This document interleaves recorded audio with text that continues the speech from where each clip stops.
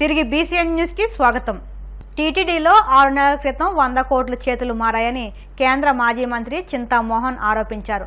సత్రాల కోసం 1200 కోట్లకు ప్రైవేటు సంస్థకు కాంట్రాక్టు కట్టబెట్టారని ఆరోపించారు. అలాగే భక్తుల హుండీ సొమ్మును అపవిత్రం చేశారని, ఈ సొమ్మును ప్రైవేటు సంస్థలకు కట్టబెట్టారని ఆగ్రహం వ్యక్తం చేశారు. తిరుపతిలో అగ్ని ప్రమాదం ఘటనపై అనుమానాలున్నాయని పేర్కొన్నారు.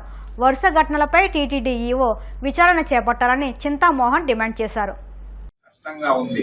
గత కొన్ని సంవత్సరాలుగా మనది పవిత్రమైనటువంటి దేవాలయం, ప్రపంచంలోనే పేరుగాంచిన దేవాలయం.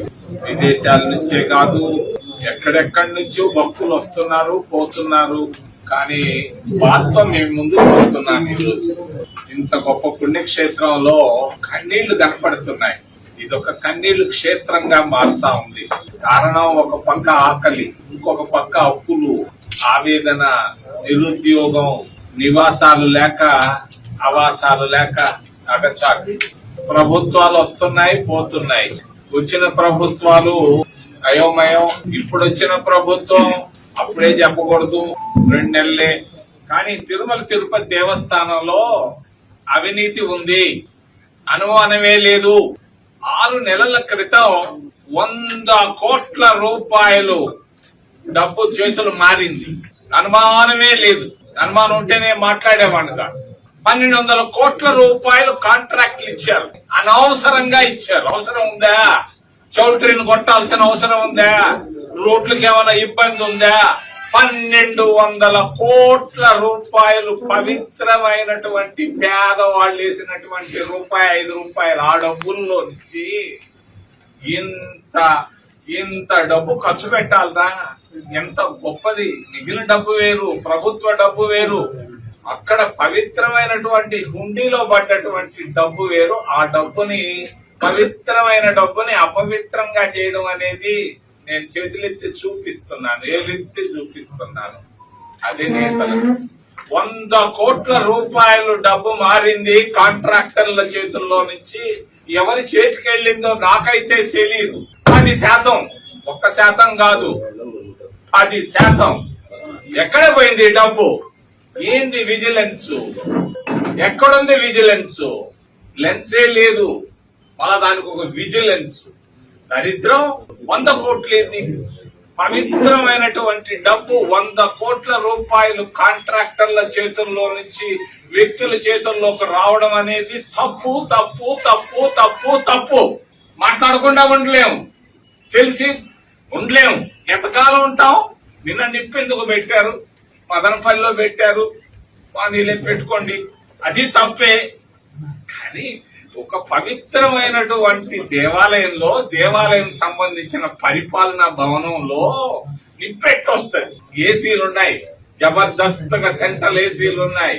ఎట్లా ఫైల్ కాలుతుంది? ఫైల్ కాలాల్సిన అవసరం ఉంది అక్కడ. నేను కూడా పోయి చూశాను. ఇప్పుడు కాదు, నేను చూస్తున్నాను. ఈ మధ్య మీకు తెలియదు, అప్పుడప్పుడు వెళ్తున్నాను, సాయిగా వెళ్తున్నాను, చూస్తున్నాను. ఇంజనీరింగ్ శాఖ అనేది ఈఓ పరిపాలన ఆయన బిల్డింగ్ కి రాయిసిరేంత దూరంలో ఉంది. వీడియో కెమెరాలు ఫుల్గా ఉన్నాయి. చీమ కూడా పోయేదా పోతున్నా కూడా వీడియో కెమెరాలో కనపడతాం. మరి 100 కోట్ల రూపాయలు ఎవరు తీసుకున్నారు? ఎందుకు తీసుకున్నారు? ఎవరిచ్చారు? ఎవరికి ఇచ్చారు? ఇది తేలాల్సిన అవసరం ఉంది. నేను వారం రోజులు టైం ఇస్తున్నా తిరుమల తిరుపతి దేవస్థానం పాలకులకి. అది లేకపోవచ్చు, అధికారులు ఉన్నారు. వచ్చే ఆదివారం లోపల స్పష్టమైనటువంటి ప్రకటన రావాలి. 100 కోట్ల రూపాయలు తీసుకున్నారా లేదా? ఎవరు తీసుకున్నారు? ఈ ప్రకటన రాకపోతే మేము రోడ్లపై ఈ రోజే వద్దాం అనుకున్నాం. వద్దు. మన దేవాలయం, మన పవిత్రత మనం కాపాడుకోవాలి. నెమ్మదిగా పోవాలి, వినయంగా పోవాలి, విధేయతగా పోవాలని ఆగాం. ఈ రోజు ఊరికే మాట్లాడేదానికే వచ్చాం. వారం లోపల స్పష్టత కావాలి. ఈ 100 కోట్ల రూపాయలు ఎక్కడికి వెళ్ళాయి? నిన్న ఫైలు కాల్చడానికి కారణం ఏంటి? ఎందుకు కాల్చారు? అవసరం ఏంది? ఎవరు కాల్చారు ఈ ఫైలు? ఎందుకు సాంబ్రాణి కడ్డీలు కాల్చినాయి, కర్పూరం కాల్చింది? ఇవన్నీ నేను నమ్మను. ఎలా తప్పించుకుంటారు? దీని విషయంలో కూడా స్పష్టమైన వైఖరి అవసరం. అవసరమైతే నేను చెప్పటం లేదు కానీ ఎన్ఫోర్స్మెంట్ డైరెక్టరేట్ అని ఒకటి ఉంటుంది ఢిల్లీలో. నేను వాళ్ళకి చెప్పను. అప్పుడే మీరు కానీ చర్యలు తీసుకోకపోతే నేను అడుగుతాను. వారం రోజుల లోపల మీరు స్పష్టమైనటువంటి వైఖరి ఇవ్వాలి. ఎవరు ఈ 100 కోట్లు లాగారు? ఎక్కడ పోయింది 100 కోట్లు? ఎందుకు ఇచ్చారు 100 కోట్లు? ఇచ్చింది నిజం. 10% తీసుకున్నారు 1200 కోట్ల రూపాయల వర్కుల పైన. ప్రతి ఒక్కరికి తెలుసు, కానీ మాట్లాడరు. మౌనం. ప్రశాంతత, పవిత్రత. ఏం పవిత్రత? ఎక్కడుంది డబ్బులు? మేము అడుగుతూనే ఉన్నాం. విఐపి లిస్ట్ లో, బ్రేక్ దర్శన్ లిస్ట్ లో దాదాపు 5,000 మందిని వీళ్ళు ప్రత్యేక ప్రవేశ దర్శనం ఇస్తున్నారు. శ్రీవారి దర్శనాలకు పోవటం లేదు. కొండ చిలువల వేట గురించి ప్రత్యేకంగా చెప్పాల్సిన పని లేదు. ఒక్కసారి అవి వేటను టార్గెట్ చేశాయంటే ఇలా మింగేసి అలా పిండి చేయగలవు. ఎంత పెద్ద జంతువునైనా నిమిషాల వ్యవధిలో మింగేస్తాయి. పామును మింగిన కొండ చిలువ తిరిగి దానిని బయటకు వదిలేసింది. ఈ వీడియో చూసిన నెటిజన్లు అవాక్కయ్యారు.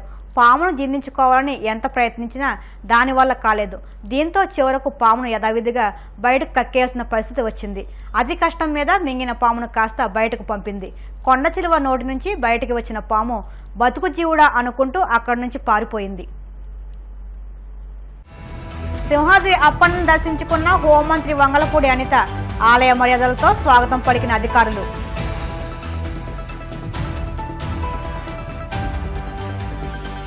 నంద్యాల జిల్లా డోన్ సమీపంలో గోడ రోడ్డు ప్రమాదం. లారీ బస్సు ఢీకొన్న ఘటనలో బస్సు డ్రైవర్ అక్కడికక్కడే మృతి. వ్యవసాయ ఉత్పత్తుల సాధనకు వ్యవసాయ అధికారుల సలహాలు పాటించండి. రైతులకు సూచించిన ఏలూరు ఏరువాక కేంద్రం ప్రధాన శాస్త్రవేత్తలు.